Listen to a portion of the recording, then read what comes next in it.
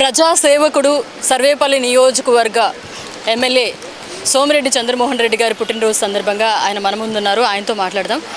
Sir, ముందుగా మా HN9 TV తరపున మీకు జన్మదిన శుభాకాంక్షలు. ఇలాంటి పుట్టినరోజు వేడుకలు మరెన్నో జరుపుకోవాలని, మరెన్నో ఉన్నత పదవులు అధిరోహించాలని మనస్ఫూర్తిగా కోరుకుంటున్నాం.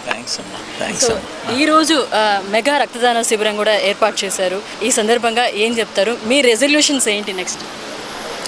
ఏం లేదమ్మా, వీలైనంత వరకు లైఫ్లో అధికారం ఉన్నా ప్రతిపక్షంలో ఉన్నా పేదవాళ్ళకి హెల్ప్ చేయాలా, రైతులకి అండగా ఉండాలా, వీలైనంత వరకు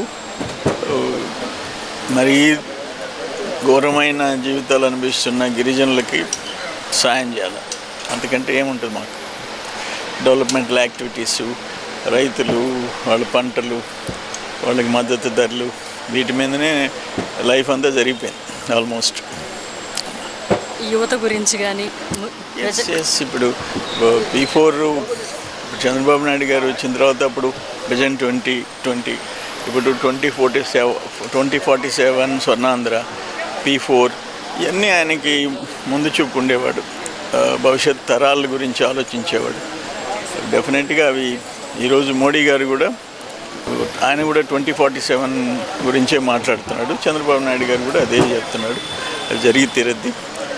విద్యార్థులు, ఈ యువకుల భవిష్యత్తు డెఫినెట్గా 2047కి ఈ రాష్ట్రము, ఈ దేశంలో చాలా పెద్ద మార్పులు ఉంటుందని అనేది జనాభాలో ప్రపంచంలో ఎక్కువలో మనమే ఉన్నాము. 140 కోట్ల చిల్లర నెంబర్ 1లో ఉన్నాం జనాభాలో.